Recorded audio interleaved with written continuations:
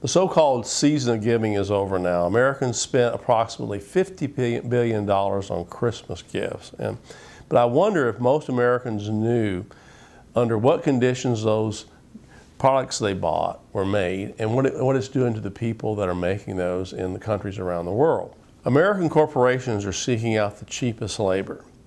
And right now we have 2.8 billion people around the world who are making products for Americans to buy, living off of less than $2 a day. The people making the goods that Americans buy are mainly young women in countries like Bangladesh, Central America, and places like China, where they're making pennies an hour, working 12, 14-hour days, sometimes 20 hours a day, and often they're beaten to keep them working so that we can pay less for what we buy. The thing that we have to consider is what are the costs of our so-called free market economy and how it's dehumanizing people around the world. At the bottom, this is a moral crisis, and that's what we have to consider, and that's what Americans have to think about every time they go into some of these large retail stores to buy products. Chain retailers like Walmart have become easy targets for human rights groups because they are one of the largest purchasers of products made by people in these sweatshop conditions.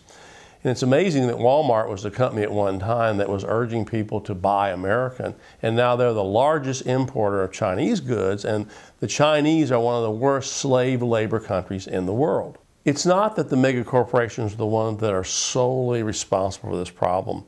Really, at bottom, it's the American consumer.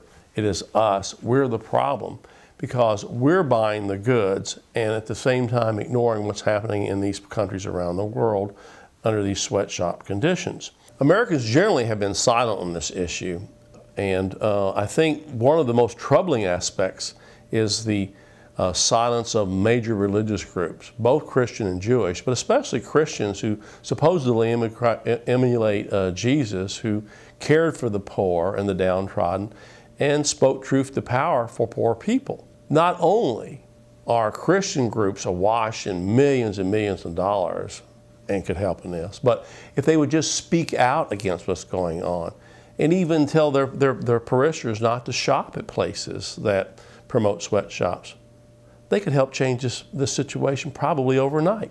What can we do about the problem? First of all, check out the National Labor Committee's website at nlcnet.org to get a list of companies that have questionable practices and the ones who mainly deal in sweatshop labor. If you're not willing to stop shopping at some of these mega corporation retailers, then you can urge them to change their practices. A good place to start is this new movie that's touring the country, What Would Jesus Buy, with Savitri Durkee and William Talon. They're leaders in the Church of Stop Shopping movement. What they're urging people to do is a lot of these companies are going green. They're saying they want to be environmentally safe and all that. Question them on the sweatshop conditions. Write them letters. Telephone them. Get mailing campaigns. And that's a place to start. Prick their conscience, and maybe we can change this thing. And remember this, your bargain is coming at someone else's expense. And you can change this, but it's up to the American consumer to do it. And if you want a more detailed account of the sweatshop condition, you can read my commentary at rutherford.org.